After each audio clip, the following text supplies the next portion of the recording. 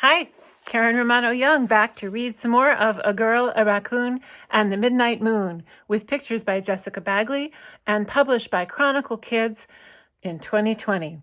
And I'm reading it for Operation Storytime. Chapter 6, Head of the Library, August 30th. The next morning, Mom sent Pearl to the newsstand. Tallulah seemed half asleep as she gave Pearl her change. Late night? Asked Pearl. Late edition, said Tallulah, yawning. With the moon tucked under her arm, Pearl passed Gully's store as he came out with his own paper in his hand. Look here, he said. My neighbors are in the paper. Pearl blurted, I'm not. Gully peered at the picture Jonathan Yoikes had taken in the garden. Bet you don't even know who that kid is. He pointed to Francine. He leaned closer, smelling of sweat and coffee. Brazilian, he said, as if it was a secret. The kid showed up after school ended. Never seen her before. Not sure she's legal. Every day all summer she's home by herself, banging on things and blaring that music while her granny's out shilling her trash sculptures. Oh, said Pearl. She turned away, scowling. Gully didn't go on. What did he mean by legal? Was it illegal to make too much noise? Or to be Brazilian? She almost smiled, thinking of Francine tap dancing up there on Gully's ceiling. Then remembered she didn't much like Francine. Gave Gully a look and left. Pearl hadn't always disliked Gully. When she was younger, she had realized he held the key to candy, magic markers, tie-dyed bandanas, and little toy sushi imitations that had been a fad for a while at school. She went to his store a lot. But lately she had realized that the only time Gully came to the library was when he thought there was some drama going on. And she had also become aware that he kept his own collection of information, his own version of stories. Gully loved gossip. She didn't open her copy of The Moon until she had crossed the street to the library. The paper had a big headline, Library Loses Its Head. The story said how the library was low on money and reflected the transient neighborhood. Pearl laid the paper on the reference desk in front of Ramon and asked, What does that mean? He spun the dictionary toward her. Pearl sighed and turned to the T's. Transient means impermanent, transitioning, she said. What does that mean? It means a lot of people coming and going, said Ramon. It means change. Nichols came out of the hallway bathroom, his face shining because he'd just shaved and washed and combed his hair. He did this sometimes in their bathrooms. It wasn't allowed, but who would ever want to enforce that rule? To hide the fact that they'd noticed, Ramona and Mom kept their eyes on Pearl, who said, to fill the silence, Aren't people supposed to come and go in a library? What's wrong with being transient anyway? Then she stomped upstairs. Bruce was sitting in his rat's nest writing something. Pearl held up a sheet of pink paper that Ramon had given her. Lost head.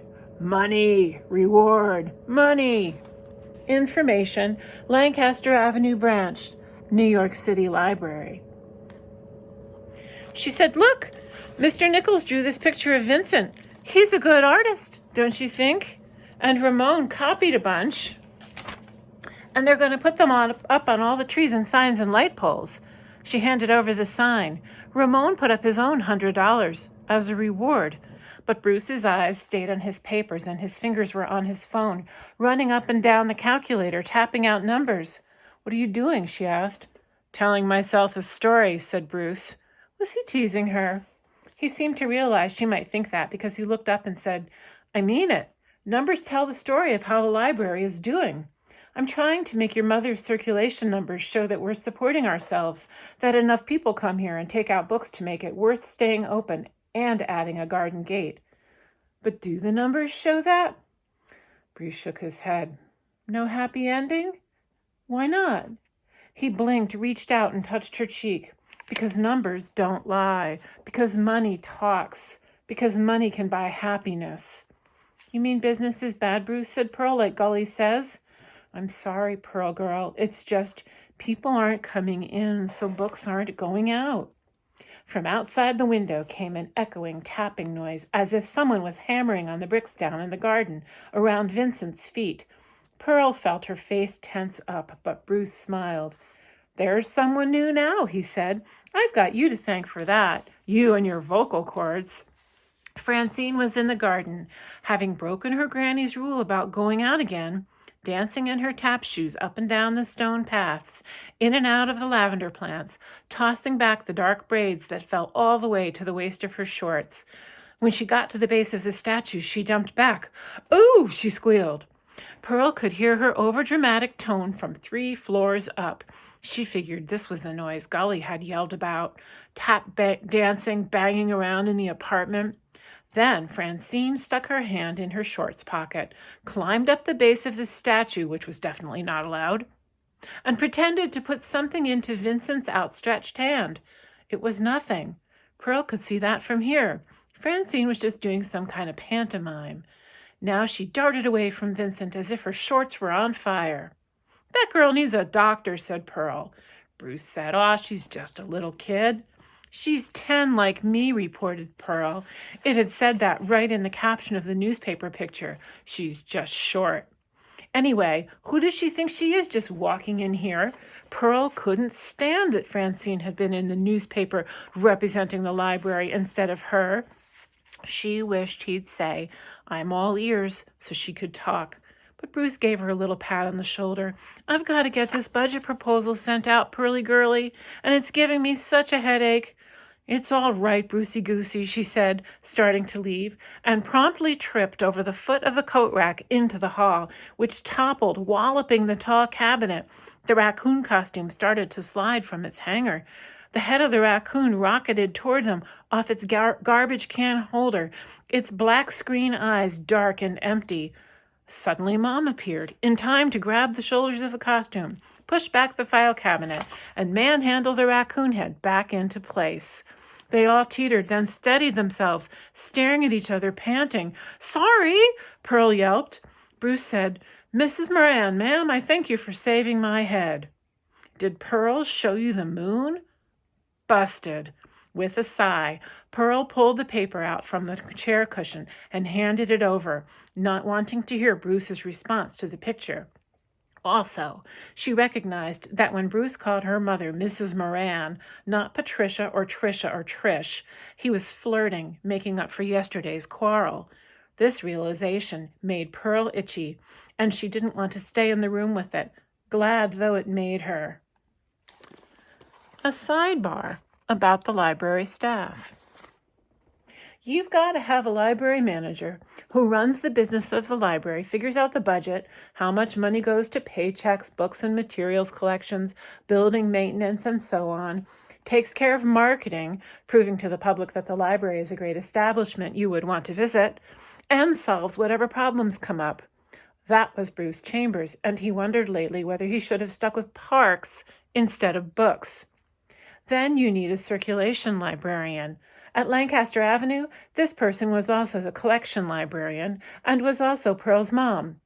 Ramon was the reference librarian who helped people find answers, which meant looking things up in books or finding magazines or using the internet or whatever. Alice was responsible for choosing all the best children's books to order and setting up things for kids, story hours, costume parades, arts and crafts workshops. Simon was the page who was responsible for keeping all the books on the shelves in order. This was probably the smallest number of people who could ever run one branch library, which ought to tell you something about its budget problems. I'd heard there used to be more people working here, and there used to be more patrons, too. Things had been going downhill since long before Vincent lost her head. By M.A.M. Through the frosted glass second-story floor, Pearl could see the dark blue-black of Alice's head and the reddish blob of the sari she was wearing downstairs at the cert counter stamping date-due cards. Alice, Patricia, why are we still using this ancient date machine? Bruce, because she doesn't trust the computer. Mom, do you trust the computer not to crash? Keep stamping, Alice. Clunk-bum went the old date machine, stamping September 20th, 3 weeks from today. School would have started by then. Ugh. Pearl was not enthusiastic about school, but at least it would make a change. It had been a long, hot, dull summer before the theft. There had been hardly any books to put away, only one story hour a day for Alice. Hardly anybody coming through the door, except parents needing something to do with toddlers, or the lawnmower men picking up their check, or the tired people who fell asleep with their heads on the table or behind a newspaper. Face it, the library had been slower than ever since last November, when the brand new Knickerbocker branch of the library opened, only 30 blocks away in a nicer neighborhood with high-speed Wi-Fi in the air, solar panels on the roof, and in the basement, not bugs and slugs, but a coffee shop and a gift store. And since circulation, books getting borrowed, was the number the whole library was measured by, Mom had all kinds of strategies about how to increase that number. The plan had been to build up services, to make the library a hub of the neighborhood. Bruce counseled people on their resumes to help them get jobs. Alice's husband, Dinesh, offered financial planning and to help them manage their money. Ramon taught English as a second language. Mom scoured secondhand shops for more DVDs, and Bruce scraped together funds for more computers and faster internet. The whole idea was that if more people came to the library for more things, they'd get library cards, they'd take things out, and circulation will go up. Then support for the little neighborhood library would go up too. But it hadn't caught on yet, would it? Pearl knew the situation was getting desperate. All she had to do was watch her mom and Bruce. But she tried to ignore it the same way she tried to ignore their arguing. She was unsuccessful in both efforts. That was the trouble with her family being the library staff. When something went wrong, everything went wrong. Clunk bum, said the September 20th stamp. Tappity tap, went Francine out in the garden. Beneath Pearl in the fiction section, Simon was straightening shelves. Shuffle thump, clunk bum, tappity tap tap. They were all sounds you'd never even notice if the library wasn't so completely dead. The stamping machine suddenly stopped. Simon, Alice called. Someone's here with a clipboard. Where's Trish? See you tomorrow. Thanks for listening.